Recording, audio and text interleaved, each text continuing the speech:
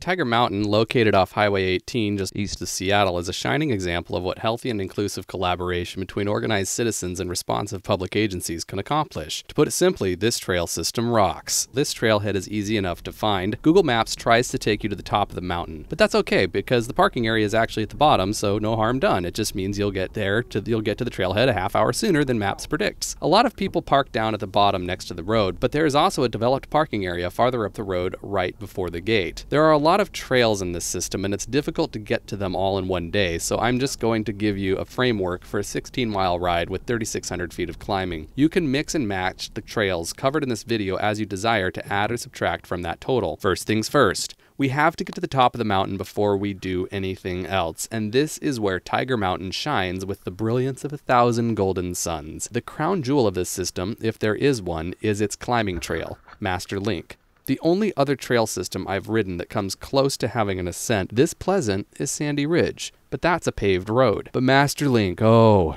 Master Link. This is a thing of pure beauty. From the parking area, ride the creatively named Connector Trail to where it meets with the access road, which unthinkably used to be the way to the top of this hill before the advent of Master Link. Such dark days. Anyhow, take a right on the road for a very short distance and turn left on the Northwest Timber Trail. Then after a short distance on that trail, the intersection with Masterlink will be on your left. Masterlink starts with a very gradual climb with beautifully designed, perfectly radiused switchbacks that even a long travel slack bike will have no trouble maneuvering around. That's important because of a couple of trails I'll be talking about in a few minutes. As you continue climbing Master Link, you'll notice that it just continues climbing the hill at a consistent, friendly pace with minimal leg burning. It just spins and it spins. The surface is even nice and smooth, with very few protrusions that would require any creative maneuvering. In the old days of triple crank sets, this would be referred to as a middle ring climb, meaning you'd never have to drop the chain on the 24T little chain ring to complete this climb. For 2 miles of trail ascending 1,300 feet, that's a notable and admirable accomplishment. But it is still single track, so it still rides like single track. It's not so sanitized that it's not fun. That's the genius of this trail. There's a lesson for the designers and builders of other trail systems in this climbing trail. That lesson is that discipline in the planning process pays huge dividends in end results. Because of this trail, you now have a way to introduce beginners to this sport without them accusing you of insanity. You have a trail with a smooth surface and consistent grade that can be successfully ascended by a beginner on a $600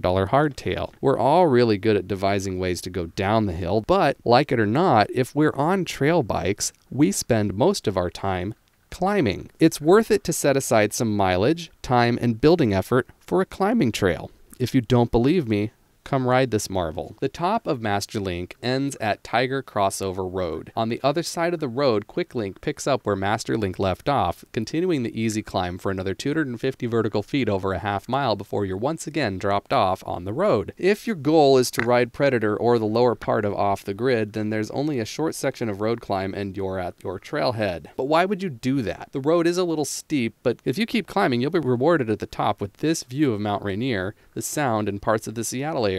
Not there now. Aren't you glad you kept climbing? It's gorgeous. Hang out here and enjoy the view. From the top, it's pretty obvious where the East Tiger Summit Trail starts. If you're looking at Mount Rainier, it's to the left of the picnic tables. This trail doesn't waste any time getting awesome, dropping through well-sculpted berms and mild drops, as well as easily managed chunder and roots. There are even some decent rollers in here to help you keep your speed up. Overall, it's an intermediate trail. I'd at least want a plus-sized hardtail for this, although some of you will have absolutely no trouble riding this on your 29er hardtail. Good for you. Shortly, you'll cross the road, pick up the trail again, and get more of the same type of riding until you get to this intersection with what I now believe to be the best trail in the entire universe, Off the Grid. From the very start, Off the Grid is off the hook, and it doesn't stop getting better. This is like the perfect trail. If you're an advanced rider, this trail will use all of your travel and all of your skills, as well as all of your endurance. It's one of those exquisitely designed trails that takes as much energy to descend as it does to climb it. Seriously, this trail is ridiculous. Wherever you are on this work of art, if you're not paying attention, then your seat post is in the wrong position and your chain is on the wrong sprocket. Riding this trail is not a point it and pin it exercise. exercise and risk tolerance, it's a delicate act of poise and balance combined with quick reflexes and high frustration tolerance. This trail is for those who are in love with a challenge. There are little drops, but they're through tight trees or end in tight turns. There's chunder in all the right places. You can keep your momentum up, but only if you're skilled at keeping your momentum up. Don't bring your beginner friends on this trail. Halfway down off the grid, there's an intersection with drop-in. It's the way into the lower half of off the grid from the crossover road. It just so happens that this is also directly across the crossover road from the entrance to Predator, which is probably a trail that a lot of you are here to hear me talk about. Predator gets off to a promising start, forcing you to climb 200 vertical feet before you get to the good stuff. And it's not an easy climb either. You earn your turns on Tiger Mountain. The downhill on Predator begins auspiciously enough, mostly feeling like a steeper and slightly gnarlier version of off the grid. It's doable, not too bad. I can handle this, but about a minute and a half into the descent, things start to take a more challenging and frightening turn. The difference between off the grid and Predator is not so much a matter of your skill level, but a matter of your confidence in your skill level. If you can ride off the grid and not get angry, then you probably do have the skill to ride Predator. The difference is that you've got to believe in that skill and be willing to push your limits. As this trail progresses, it requires a greater and greater degree of commitment. There are not ride-arounds for the most ambitious features, so you've either got to put your faith in physics or walk the bike down. There is real pucker factor on this trail. It has features that are absolutely terrifying. This is the legal,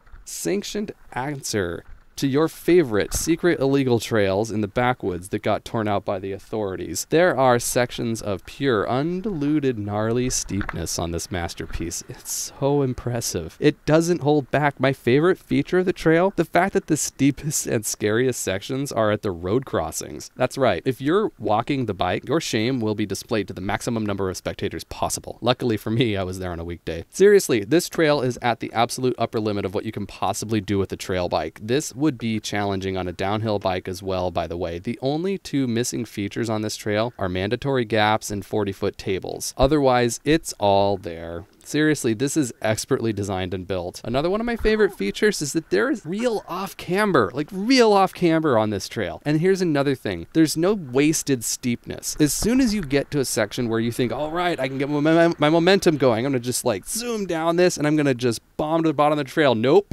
Rest assured, there is a complication coming soon. Something is going to get in your way. You will have to navigate some kind of feature. You don't know what it is necessarily, but the trail builders didn't miss a single opportunity to throw in a drop through a narrow opening, a root drop, a steep rock garden, or a wheel-grabbing root ball to keep you on your toes. There is no coasting allowed on this trail. The builders have forbidden it through their design genius. Whoever you are, you'll find a challenge here. If you think it's easy, you're lying. This trail is steep and it's exciting, and if your favorite cocktail is a mix of mad skill and sheer terror, this is worth driving for, if only to come home with some ideas for your own trail system. Seriously, every system needs an option like this. This ain't a flow trail with gaps and tables. This is true free ride. This is a true challenge. The line has been drawn, the gauntlet thrown down. Will you battle the Predator? If Predator is your reason for riding Tiger, do make sure that you bring a friend and make sure that you have enough time to ride it twice. You're going to scrub a lot of the features on your first run, and you're not going to want to leave without like giving it another shot. Like if this is the kind of trail that you really want to ride, Predator like that you love this kind of free ride, give yourself 2 chances. Seriously, it's worth the time, it's worth the extra climb. So Predator is so steep also that you're going to be back at the bottom of the hill like lightning fast. So you're definitely going to need to take another climb back for another run, just because you're just going to want to, man. You're just going to want it. You're not going to have to convince yourself. So there's no sense in wasting the day anyway. So climb back up Master Link and Quick Link and then the small section of road again. Now, you could do Predator again, but if you're like me, you're going to do off the grid again. So you can go back to drop in and cross the road from Predator, and you're going to finish off the grid. You got to finish off the grid. That's another one that you just have to ride at the bottom of. Off the grid doesn't stop being awesome on the lower half. It's just more of the awesomeness. I just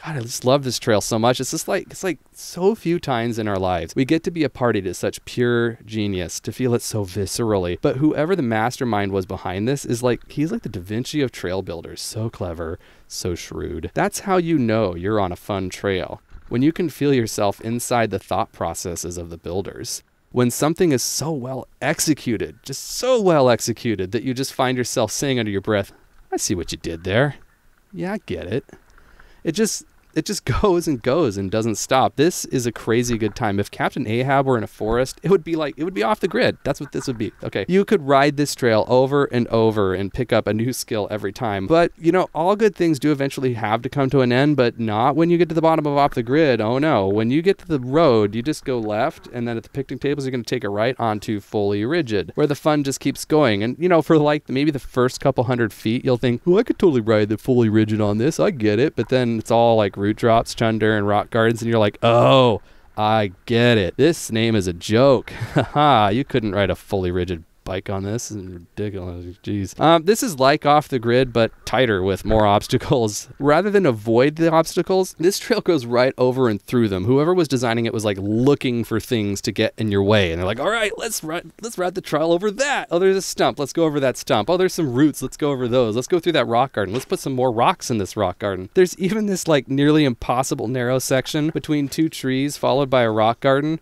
I think this is on Fully Rigid. It might be on the next one down, but they got mixed together in the video. Anyhow, there's this section of rock garden where like people had been forming a ride around, because like it's really hard to get between these two trees and then like to clean that rock garden. So people had been like riding around it, and the maintainers, they came in and said, nuh-uh, ain't having it. And they closed off the ride around. You got to take the obstacle, bucko. Seriously, Florence Nightingale would be horrified with this trail because it's not even the least bit sanitary. Fully Rigid will drop you off at the intersection of Silent Swamp and Joyride. Joyride sounded like more fun to me than Silent Swamp, so I took a right. So maybe when I come back later, I'll ride Silent Swamp and review that. Joyride is all rollers and tight turns, chunder, and thick vegetation. It's a lot like Fully Rigid and Off the Grid. This is another one where you're just never in the right gear or sure whether to raise or lower the seat post. There are plenty of tight spots on this trail that will require a few rides to really master, and I can't even imagine what a nightmare this trail must be when the roots are wet and slippery. Basically, Off the Grid, Fully Rigid, and Joyride are all variations on the same techie theme from top to bottom, getting tighter and more particular as you descend. This succession of stoke rides like a whole different kind of animal, folks. Joyride eventually drops you off on Northwest Timber Trail, which is 2 miles of meh. It's a connector trail.